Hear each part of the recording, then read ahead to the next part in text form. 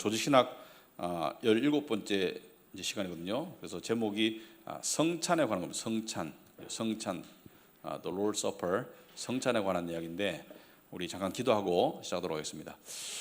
하나님 아버지, 오늘 저희들 또 성경에 나와 있는 또 우리가 교회 생활 가운데 예배 가운데 하고 있는 성찬에 관해서 그 유래와 그 의미에 대해서 우리가 살펴보길 원합니다. 이 공부를 통해서 성찬을 대하는 참여하는 저희들의 마음과 자세가 보다 성경적으로 될 수 있도록 주님 도와주시옵소서. 예수님 이름으로 기도합나이다. 아멘. 우리가 흔히들 이 은혜의 통로라는 것이 있습니다. 말하는 은혜의 통로라고 말하는 것이 있는데, 그러니까 이제 하나님께서 은혜를 베푸시는 통로, 하나님께서 교회에게, 당신의 백성들에게, 당신의 자녀들에게 은혜를 베푸시는 통로가 있다. 여기서 말하는 은혜는 어떤 세상적인 어떤 그런 그 복이 아니라 영적인 은혜를 말하죠, 그죠? 영적인 은혜를 베푸시는 통로가 있는데 크게 세 가지로 봅니다. 교회에서는 첫째는 말씀이다. 말씀을 통해서 은혜를 베푸신다. 두 번째는 기도를 통해서 은혜를 베푸신다. 그리고 세 번째가 성례입니다. 성례를 통해서 은혜를 베푸시는데, 우리가 하는 성례는 몇 가지가 있죠? 우리 기독교에서 하는 성례가 몇 가지가 있습니까? 두 가지가 있습니다. 그죠? 하나는 세례는 평생 한 번, 세례는 하나님의 자녀가 되는 공식적인 인문의 어떤 그런 의식, 성례. 그 다음에 자주 거듭하는, 세례받은 성도가 자주 거듭하는 성찬이 있죠. 그래서 이 세례와 성찬을 합친 성례를 은혜의 통로의 세 가지 중에 하나로 본다. 말씀, 기도, 성례, 이렇게 보고 있습니다. 그런데 이 성례에서 우리가 이제 세례를 주는데, 세례의 구약의 유래가 뭘까요? 여러분, 그 구약의 세례와 버금가는 의식이 뭘까? 세례는 예수 믿는 자들에게, 또 장로교에서는 예수 믿는 자와 그의 자녀들에게 베푸는 게 세례인데 구약에서 세례에 해당하는 게 뭘까? 세례가 하나님의 백성의 일원이 되는 의식이다. 교회의 일원이 되는 의식이다. 영적 이스라엘의 일원이 되는 의식이라면, 구약에서 이스라엘 백성이 되는 의식이 뭐였어요? 할례죠, 할례. 그죠? 할례가 세례와 버금가는, 병행되는 의식이었습니다. 그렇다면 성찬과 버금가는 구약의 의식은 뭐였을까? 성찬은 믿는 자들이 떡을 떼고 포도주를 마시면서 하나님의 은혜를 기리는 것이라면, 구약에서 성찬과 버금가는 이스라엘 백성들이 주기적으로 했던 그 의식은 뭐였을까? 바로 유월절입니다. 유월절 만찬을 먹었다. 유월절은 구원과 관계된 것이죠. 하나님의 구원과 관계된 것이죠. 죽음의 저승사자가, 죽음의 사자가 와가지고 양의 피를 바른 그 집은 넘어갔어요. 그죠? 그 피가 없는 집은 다 장자를 죽였죠. 그죠? 그 죄에 대한 벌을 내리셨죠. 마찬가지로 우리가 성찬은 뭘 상징해요? 예수님의 몸과 피를 통해서, 그 어린 양의 몸과 피를 통해서 우리가 죄 사함을 받고 죽음에 이르지 아니하게 되었다. 그래서 유월절이 성찬의 버금가는 구약의 성례이다. 그렇게 보시면 되겠습니다. 자, 그래서 예수님께서 누가복음 22장 보시면은 14절, 15절, 19절, 20절 보시면은 19절, 20절 보시면은 이것은 너희를 위하여 주는 내 몸이니라. 너희가 이를 행하여 나를 기념하라 하시고, 저녁 먹은 후에 잔도 그와 같이 하여 이르시되 이 잔은 내 피로 세우는 새 언약이니 곧 너희를 위하여 붓는 것이라. 자, 복음서에 다 나와 있는 내용이에요. 그런데 복음서에서 예수님께서 잘 아시다시피 금요일 날 십자가에서 돌아가셨는데, 목요일 날 저녁에 돌아가시기 전날 그 유월절 절기를 맞이해서 제자들과 함께 마지막 유월절 만찬을 드셨죠. 그래서 우리가 그것을 최후의 만찬이라고 부르죠. 그죠? 그리고 그것이 성찬의 모범이죠. 성찬의 제정을 그때 하셨는데, 예수님께서 유월절을 함께 보내시기 위해서 어떤 집에 들어가셨어요. 그리고 제자들과 앉아서 유월절을 먹습니다. 그런데 그 유월절에 당연히 있어야 될 빵, 그리고 당연히 마셔야 될 포도주. 그런데 유월절의 핵심인 양고기가 없죠, 그죠? 당시의 기록에 의하면 유월절 때 예루살렘에 100만 명 이상이 운집했습니다. 그래서 당시에 유대인의 인구가 전 세계적으로 400만 명 정도로 추정되는데 100만 명 이상이 모여들어 가지고 유월절 절기를 지켰는데 그때 잡았던 양이 수십만 마리예요. 왜? 양고기 없는 유월절은 있을 수가 없는 것이고, 미국에 터키 없는, 그러니까 칠면조 없는 추수감사절은 있을 수 없듯이 양고기가 반드시 있어야 되는데, 예수님께서 제자들과 함께 하셨던 그 유월절 만찬에는 양고기가, 핵심인 양고기가 없어요. 그 이유는 제가 말씀을 드렸죠. 왜냐하면 진짜 양이 앉아 계시기 때문에, 진짜 양이 앉아 계시기 때문에 이제 그 양을 상징하던 양고기가 필요가 없는 것이죠. 자, 그래서 이 예수님께서 뭐라 하시냐면은 너희가 이를 행하여 나를 기념하라 라고 명령하셨습니다. 이것을 행해서 나를 기념하라. 그래서 빵과 포도주를 놓고 성찬을 하면서 나를 기념하라. 그래서 교회는 성찬을 처음부터 했었죠. 그래서 고린도전서 11장에 보시면은 우리가 성찬식 할 때 주로 읽는 말씀이죠. 고린도전서 11장 23절 보시면은 여러분 그 책 136페이지에 나와 있죠. 다 같이 한번 읽어보겠습니다. 내가 너에게 전한 것은 주께 받은 것이니 곧 주 예수께서 잡히시던 밤에 떡을 가지고 축사하시고 떼어 이르시되 이것은 너희를 위하는 내 몸이니 이것을 행하여 나를 기념하라 하시고, 식후에 또한 그와 같이 잔을 가지시고 이르시되 이 잔은 내 피로 세운 새 언약이니 이것을 행하여 마실 때마다 나를 기념하라. 자, 예수님께서 이 떡을 먹을 때마다 십자가에서 찢긴 내 몸을 기억하고 기념해라. 이 잔을 마실 때마다 십자가에서 흘리신 나의 피를 기념하고 기억하라고 예수님께서 명령하셨어요. 자, 당시의 성찬은 얼마나 중요한 의미를 가지고 있었는가? 지금도 중요한 의미를 가져야 됩니다. 성찬은 굉장히 성스러운 의식이기 때문에 중요한 의미를 가져야 돼요. 당시에 신약 성경이 완성되었습니까? 아니죠. 우리가 지금 가지고 있는 신약 성경이 없었습니다. 구약 성경만 있었어요. 신약은 그저 서신들이 돌아다닐 뿐이고, 신약 성경이 성령의 역사로 의해 가지고 체계적으로 이렇게 모아진 것은 4세기 와서 모아졌어요. 그리고 당시에 성경책이 있다 손 치더라도 성경책을 소유한 사람들은 거의 없었습니다. 심지어 16세기에 종교개혁을 했던 마틴 루터도 자기가 성경책을 가지고 있었던 것은 아니에요. 로마서를 옥탑방에서 읽다가 복음의 진리를 재발견하고 깨달았는데 그 로마서조차도 도서관에서 빌려온 것이지, 당시의 성경책은 예를 들어서 로마서 한 권이면 두루마리가 몇 개겠어요? 상당한 분량의 두루마리가 있는 파피루스 종이가 있어야 되는 거예요. 그죠? 그래서 당시에 성경을 개인적으로 소장하는 경우는 거의 없었다. 그리고 대부분의 사람들이 문맹이었다. 있어도 글을 읽을 줄 모르죠. 심지어 라틴어로 쓰였는데 어떻게 읽겠어요? 교육받은 사람만 읽을 수가 있지.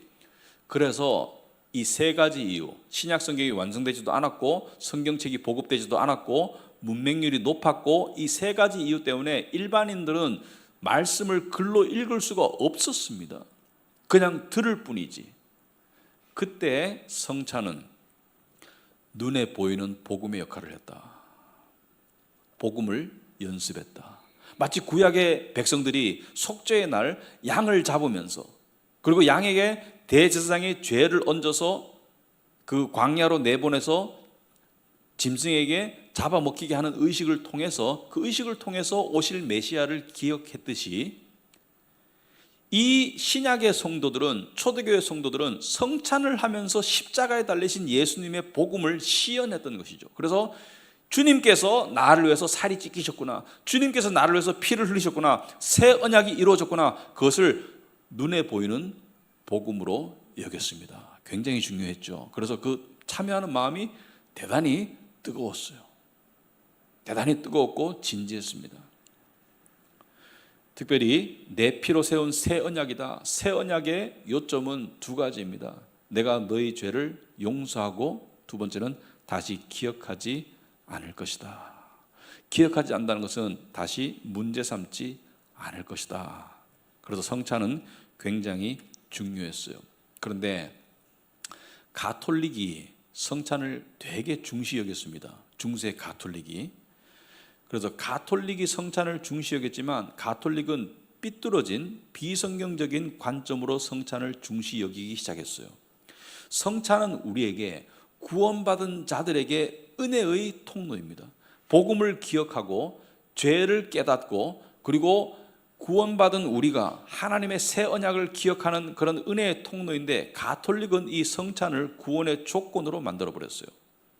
그래서 가톨릭에게는 예수님을 믿는 믿음 위에 미사 참석, 그리고 매 미사 때마다 거의 있었던 성찬에 참여, 그 다음에 선행, 고행을 합친 합산 점수로 최종적인 의가 결정된다는 그런 구원관을 가졌기 때문에 가톨릭은 은혜의 수단을 넘어서서 구원의 통로로 성찬을 여겼습니다. 그래서 가톨릭은 좀 비성경적으로 더 나갔죠, 그죠? 자, 그렇다면 성찬의 의미가 뭐냐? 성찬의 의미는 첫째는 그리스도의 죽으심을 스스로에게 서로에게 선포하는 것이다. 그 떡은 두 가지가 있죠. 무엇을 상징합니까? 떡은 주님의 몸, 잔은 주님의 피. 그래서 이것을 먹으면서 스스로에게 주님께서 내 죄를 대신해서 십자가에서 찢겨 죽으셨구나. 주님께서 그분의 보혈의 피를 흘리셨구나. 복음을 스스로에게 선포하고 서로에게 선포하는 그런 그리스도의 죽으심을 기리는 아주 중요한 의미가 있고요. 136페이지 밑에 보시면은 두 번째 의미는 그리스도의 죽으심을 통한 은혜에 참여하는 것이죠. 참여한다는 것은 무엇이냐? 그리스도의 십자가의 그 죽으심을 통해서 주어진 그 죄사함의 은혜, 죄사함의 은혜, 하나님의 무한한 용서의 은혜를 우리가 참여하는 것이죠. 그래서 이것은 믿는 자들만 참석할 수가 있어요. 죄사함을 받은 자들이 그것을 기억하고 기념할 수 있지, 죄사함을 안 받은 자들이 기억하고 기념할 수는 없겠죠. 그래서 그리스도의 죽으심을 통한 은혜에 참여하게 된다. 성찬을 통해서 그리스도의 죽으심을 기억하고 선포하고 그 은혜를 우리가 다시 한번 참여하게 되고, 그리고 또 영적인 양식이 됩니다. 성찬을 믿음으로 참여하는 자들에게는 영적으로 양식이 돼요. 믿음을 세워주고 믿음을 돈독히 하는 그런 영적인 양식이 된다. 그래서 요한복음 6장 53절에 예수께서 이르시되 내가 진실로 진실로 너에게 이르노니, 이것은 성찬을 예수님이 십자가에 죽으시기 오래전에 하신 말씀이에요. 그죠? 오병이어의 기적을 베푸시고 난 다음에 그 군중들에게 하신 말씀이에요. 인자의 살을 먹지 아니하며 인자의 피를 마시지 아니하면 너희 속에 생명이 없느니라. 그래서 십자가를 암시하시면서 인자가 그 살을 내어주고 그 피를 내어주는데 그것을 먹고 마시지 아니하면 영생이 없다는 것을 말하는 것이죠. 그 먹고 마신다는 것은 식인종이 되라는 것이 아니고 믿음으로 그것을 받아들인다는 것을 암시하는 것이죠. 내 살을 먹고 내 피를 마시는 자는 영생을 가졌고 마지막 날에 내가 그를 다시 살리리라. 여러분, 성찬은 예수님의 죽으심에 참여하는 동시에 부활의 소망을 주는 것이죠. 마지막 날에 다시 살릴 것이다. 내 살은 참된 양식이요 내 피는 참된 음료로다. 여기서 참되다라는 것은 영생을 주는, 영원한 생명을 주는 양식이고 음료가 성찬이다. 그래서 영적인 양식이 됩니다. 그 다음에 네 번째 성찬의 의미는 성찬을 통해서 우리가 믿음의 확신과 고백을 하는 것이죠. 나는 이 예수님을 믿는다. 나는 하나님의 아들이신 이 예수님께서 인간의 모습으로 오셔서 십자가에서 그 목숨을, 그 살과 그 피를 내어주신 그 예수님을 믿는 고백을 하면서 성찬에 참여하는 것이죠. 그래서 우리가 마음으로 믿고 입으로 고백함으로써 구원에 이른다. 그렇게 얘기하고 있죠. 그죠? 여기서 말하는 구원은 천국 가는 구원도 구원이지만 세상에서의 삶의 구원도 포함하는 구원. 그 성찬은 은혜의 수단이에요. 성찬을 제대로 참여하면 믿음이 다시 새로워지고 믿음이 강해지고 그래서 그 믿음의 확신과 고백을 다시 얻을 수 있는 게 성찬입니다. 또한 성찬은 믿는 자들이 연합하는 것이다. 함께 한 복음의 떡을 먹으면서 우리가 한 몸인 것을, 한 양식을 먹는 한 가족인 것을 선포하는 게 성찬이다. 그래서 믿는 자들의 연합이기 때문에 성찬은 오직 믿는 사람들만 초대받을 수 있습니다. 그래서 우리 성찬식 할 때 어떻게 해요? 집행하는 목사님이 세례 받으시고 예수님을 구주로 믿으시고 교회에 충실한 일원인 분만 성찬에 참여할 수 있습니다. 그래서 부모님들이 조금 조심해야 될 게, 아이들이 나도 빵 먹고 싶어 주면 안 돼요. 그거 주면 안 돼요. 그것은 성찬을 가벼이 여기게 되고, 또 우리 교회 영어예배 보면 한 9살, 10살, 12살 돼가지고 저도 이제 예수님 믿는 믿음을 가지고 있다. 부모님 손잡고 와요. 그럼 제가 물어보죠. 너는 네가 죄인인 것을 어떻게 아느냐? 인정하느냐? 예수님께서 어떻게 하셨느냐? 복음이 무엇이냐? 물어보면 그때 이제 그 아이가 성찬식에 참여하는 거예요. 근데 그전에는 못 먹었어. 그러니까 거기에 대한 갈망이 있는 거예요. 나도 성찬에 참여하고 싶어. 그 갈망을 키워줘야 되지. 그 입에다가 그냥 2개 받아가지고 하나 입에 쏙 넣어주고, 그거 사랑이 아니에요. 그건 성찬을 못 오가는 것이지. 그렇게 하면 안 돼요. 자, 그 다음에 138페이지. 여러분들이 아무리 똑똑해도 조금 머리가 복잡할 수 있는데 복잡한 내용을 또 쉽게 설명하는 게 제 의무잖아요, 그죠? 근데 그리스도가 성찬에서 어떻게 표시되나? 그러니까 빵과 피가 그리스도의 몸과 피를, 빵과 포도주가 그리스도의 몸과 피를 상징하는데, 그것이 어떻게 상징되어지는가, 그리스도가 성찬에서 어떻게 드러나는가에 대해서 기독교 역사 속에서 4가지 주장이 있었습니다. 4가지 주장이 있었는데, 이것은 여러분이 시험 볼 건 아니지만 그냥 상식적으로 알아두셔라. 상식적으로 알아두셔라. 이런 것이 있다. 근데 알아두시는 게 중요하다. 그리고 우리는 이 4가지 중에 어떤 관점을 택해서 성찬을 하는가, 이것을 알 필요가 있다. 그래서 여러분들이 알아두셔라. 근데 이게 역사 속에서 굉장히 첨예한 논쟁이었고요. 심지어 쯔빙글리와 이 켈빈, 종교 개혁가였던 쯔빙글리와 켈빈이 서로 결별하는 계기가 되기도 합니다. 이따 제가 설명하겠지만. 그래서 왜 그러면 이것이 그렇게 사람들이 결별하고 그렇게 되게 대단한 이슈였냐? 왜냐하면 성찬을 중히 여겼기 때문에요. 성찬을 중히 여겼다는 그 마음은 우리가 배워야 돼요. 그래서 4가지 관점이 있는데, 첫째, 화채설이라는 관점입니다. 화채설. 들었을 때 뭐 수박 화채인가 이렇게 생각하시면 안 돼요. 화채설. 채는 몸체자예요. 화는 변화한다. 그래서 영어로 transubstantiation, 이건 영문과 나와도 모르더라고요. 이 단어는 transubstantiation이라고 쓰는데, 화채설은 가톨릭의 주장이고 가르침입니다. 중세 가톨릭도 지금도 이 설을 믿었는데, 물론 중세 사람들이 더 진지하게 믿었죠. 이것은, 화채설이라는 것은 성찬식 때 성찬을 진례하는 신부님이 이것은 나의 몸이다, 이것은 나의 피다라고 선언하는 순간, 빵과 포도주는 일반적인 빵과 포도주가 아니고 예수님의 몸과 예수님의 피로 변화한다라고 주장하는 것이 화채설이에요. 먹어보니까 살이 아니고 빵인데, 아니, 예수님의 몸으로 변화되는 그러한 의미를 준다. 그래서 이게 신비롭죠, 약간. 그래서 그리스도의 몸과 피로 변한다.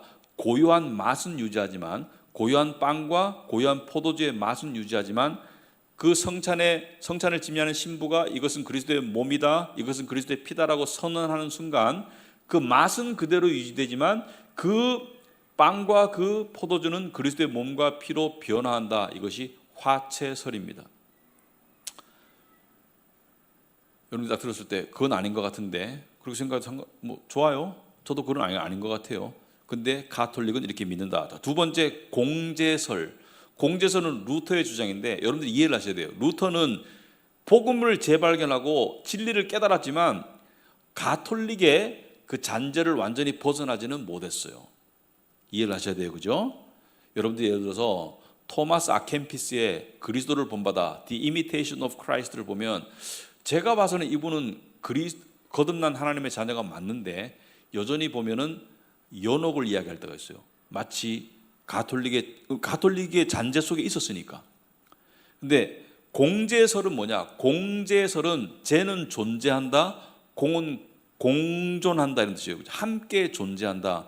근데 이거는 들어도 루터의 궤변이라고 생각이 돼요. 사실은. 그렇지만 들어보세요.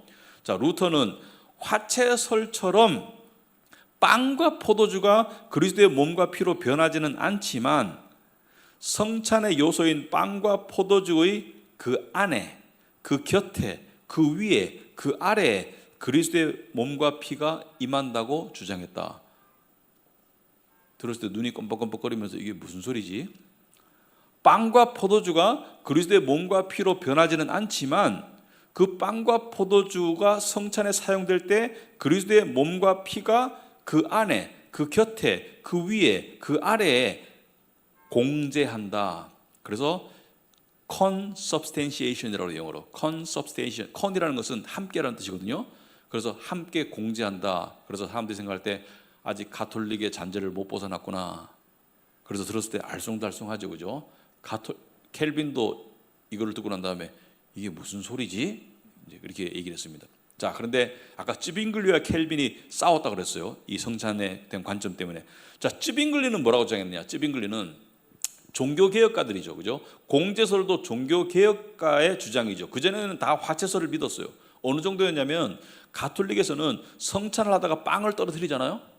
그럼 어떻게 하겠어요? 난리 났어요. 그 빵을 어떻게 해요? 금줄을 딱 둘러야 돼. 접근 금지. 그 다음에 신부님이 가서 성스러운 그 손으로 성스러운 그 복장을 하고 그 빵을 그리스도의 몸처럼 이렇게 들어야 됐었어요. 그만큼 화채설을 믿었습니다. 그래서 그걸 먹을수록 구원에 가까워진다라고 생각했어요.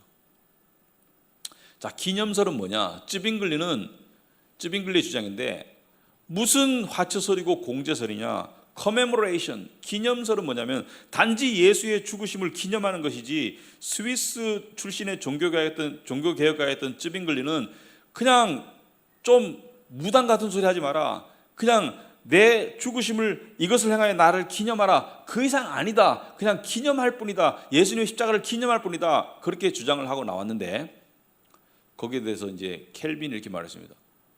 기념도 맞지만 믿음으로 성찬에 참여하는 자들에게 하나님께서 영적으로 임재하셔서 특별한 은혜를 주신다. 그래서 영적 임재설을 주장합니다. Spiritual presence. 영적 임재설이라는 것은 칼빈을 비롯한 일부 종교개혁가들은 성찬은 단지 그리스도의 십자가 죽음을 기념하는 그 이상의 의미가 있다고 주장하였다. 그래서 칼빈은 성경적인 성찬에는 주님의 영적인 임재가 있으며 이 영적 임재는 성찬식뿐 아니라 성찬에 진정한 믿음으로 참여하는 모든 사람들에게 임한다고 주장하였다. 그의 이러한 주장은 마태복음에 나온 예수님의 말씀에 근거한다. 두세 사람이 내 이름으로 모인 곳에는 나도 그들 중에 있느니라. 그러니까 성찬에 두세 사람이 참여할 때 모든 믿음으로 참여하는 자들에게 특별한 은혜가 주어진다. 그래서 저는 이 주장을 받아들입니다. 기념함과 동시에 믿음으로 참여하는 자들에게 하나님의 은혜가 영적으로 임한다. 영적 임재설을 받아들이고 있다. 그래서 네 가지, 화채설, 공제설, 기념설, 영적 임재설, 이렇게 네 가지가 있다. 여러분들이 상식적으로 알아두세요. 아시겠죠? 이것만 알아도 여러분들이 신학교 나온 사람 못지않은 그런 지식을 가지고 있는 거예요. 그죠? 그래서 딱 이런 걸 딱 이렇게 알고 성찬에 참여해야 된다. 자, 아까 성찬에 참여할 수 있는 자격에 대해서 제가 뭐라고 말씀드렸냐면, 예수님을 주님으로 고백해야 된다. 둘째, 세례를 받은 자야 된다. 그죠? 교회 일원이 되고 성찬에 참여하는 것이죠. 그죠? 세례를 받은 자가 된다. 그 다음에 교회의 일원이어야 된다. 교회도 안 나가는 사람이 갑자기 1년에 한두 번 나타나서 성찬을 받아먹는다? 교회에서 허락하지 않습니다. 신앙생활을 하는 사람에게 성찬이 주어지는 것이지. 그 다음에 지속적인 죄 가운데 거하지 않는 자라야 된다. 이것은 잘 이해를 하셔야 돼요. 죄 가운데 거하지 않는 사람은 없습니다만은 알면서도 회개하지 않고 계속 완악함 가운데 거하는 사람. 예를 들자면 지금 불륜 관계를 가지고 있어. 그런데 회개하지도 않고 그 관계를 유지해요. 그럼 교회에서 어떻게 해요? 첫 번째는 성찬을 정지시킵니다. 수찬 정지. 그래도 말을 안 듣는다. 그 다음에 출교. 그래서 교회에서의 치리는 두 가지가 있어요. 수찬 정지라 가지고 성찬을 참여하지 못하도록 하는 것이 교회의 첫 번째 조치고, 두 번째는 출교입니다. 그래서 지속적인 죄 가운데 거하는 사람은 성찬에 참여할 수 없다. 자, 140페이지 보시면은 그러면 성찬은 얼마나 자주 해야 하는가? 성경에 예수님께서 일주일에 한 번 해라, 한 달에 한 번 해라, 분기에 한 번 해라 이런 말씀을 안 하셨지만 켈빈은 매주 하는 것이 좋다라고 이야기했고요. 우리 교회는 참고로 한글 예배는 한 달에 한 번, 영어 예배는 한 달에 두 번 합니다. 그런데 요즘 보면 성찬을 1년에 한 번 하는 교회도 있어요. 그리고 성찬이 점점 등한시되는 교회들이 많이 있어요. 근데 성찬이 등한시되는 그것은 좋지 않습니다. 그래서 성찬은 은혜의 수단이기 때문에 성찬을 우리가 해야 된다. 근데 우리 교회가 한 달에 한 번 하는데 저는 한 달에 한 번은 최소라고 생각합니다. 그래서 여건이 되면 한 달에 두 번 할 수도 있고 이렇게 할 텐데 일단 저희는 한 달에 한 번을 하고 있다. 자, 성찬은 누가 베풀어야 되는가? 성찬은 아무나 함부로 베풀지 않도록 교회 법에서 정하고 있습니다. 물론 성경에 누가 베풀어야 된다고 그런 법은 없어요. 그러나 성찬은 주로 우리 장로교나 개혁주의 쪽에서는 안수받은 목사만 성찬을 집례할 수 있도록 했기 때문에 영어 예배가 한 달에 한 번 하다가 두 번으로 늘린 이유는 이번에 단 베이커가 안수받았죠, 목사님으로. 그래서 단 베이커가 할 수 있기 때문에 그래서 두 번으로 늘릴 수가 있었어요. 자, 마지막으로 성찬을 통해서 우리는 2000년 전에 오셔서 우리의 죄를 위해서 대신 죽으신 예수님만 기억하는 것이 아니라 우리의 다시 오실 주님도 바라봐야 된다.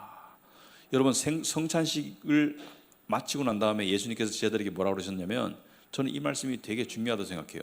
마태복음 26장 29절에 이런 말씀이 있습니다. 그러나 너에게 이르노니 내가 포도나무에서 난 것을 이제부터 내 아버지의 나라에서 새 것으로 너희와 함께 마시는 날까지 마시지 아니하리라 하시니라. 예수님께서 포도나무에 난 것은 포도주예요. 포도주를 최후의 만찬 때 제자들과 함께 마시셨는데 예수님 포도주를 자주 마시셨어요. 그런데 내가 아버지의 나라라는 것은 천국을 말합니다. 이것은 계시록에 나오는 혼인잔치를 말해요. 그 혼인잔치에서 새 포도주를, 뉴 와인을, 여기서 말하는 새롭다는 것은 이 세상의 와인이 아니에요.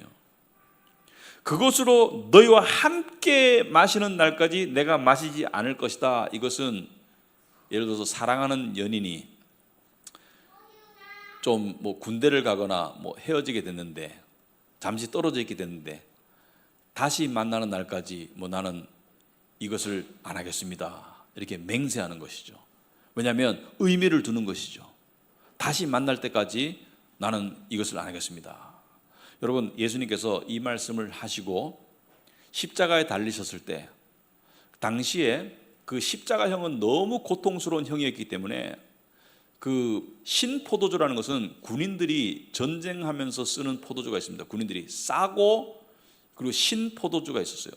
그래서 이 포도주는 고통 경감 효과가 있었습니다. 진통제 효과가 있었기 때문에 십자가에 달려있기 때문에 바로 떠먹여주지 못하니까 우술초에 찍어가지고 그 입에 갖다 대주고 하던 그런 풍습이 있었어요. 왜? 이거 마시고 조금 술 취해가지고 진통 효과를 누리면서 죽으시오 이렇게 했는데 예수님께서 그것을 입에 갖다 대니까 어쩔 수 없이 입에 조금 대었겠죠.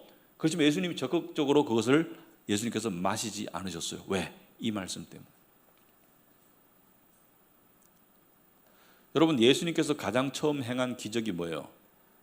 가나의 혼인잔치에서 포도주를 만드신 거예요. 이렇게 맛있는 포도주가 없는데 예수님께서 가나의 혼인잔치를 가장 처음 기적으로 행하신 것은 의미가 있는 것이죠. 첫째는 뭐예요? 십자가의 죽으심을, 그 피를 상징하는 포도주고, 둘째는 뭐예요? 당신과 우리의 결혼식 때 마실 그 포도주를 상징하는 포도주예요. 그래서 그 결혼식을 택해서 포도주를 만드신 것이 첫 번째 기적인데, 예수님께서는 내가 새 나라에서, 내 아버지의 나라에서 새 포도주로 너희와 함께 마실 것이다. 뭐예요? 연회장에게 새로운 포도주를 떠다주러 하신 예수님께서 너희와 함께 천국 혼인잔치에서 새로운 포도주를 마실 것이다. 그래서 포도주를 좋아하시는 분이, 여기 와인을 좋아하시는 분이 있으실 것 같은데, 여러분 와인 먹다 보면 좋은 와인이 있죠, 그죠? 근데 the best 와인은 나중에 먹게 될 거예요. 나는 왜 알코올 못 마시는데, 그때는 무조건 마셔야 돼. 왜냐하면 예수님께서 주실 것이기 때문에. 아시겠죠? 네, 기도하고 마치겠습니다. 하나님 아버지, 우리가 성찬의 의미를 다시 한번 생각해 보았습니다. 우리의 죄를 위해서 십자가에 찢기신 예수님의 몸, 흘리신 피를 상징함과 동시에 하나님의 무한한 용서를 상징하고, 또 미래에 우리에게 오셔서 혼인잔치에서 우리를 맞이하실 그 주님께서 우리에게 새로운 포도주를 주시는 것을 또 상징합니다. 하나님 아버지, 그러한 성찬의 의미를 알고 우리가 올바르게 참여함을 통해서 정말 진정한 은혜의 통로가 될 수 있도록 주님, 우리 가베네트 교회를 인도하시고 또 지켜 주시옵소서. 예수님 이름으로 기도합나이다. 아멘.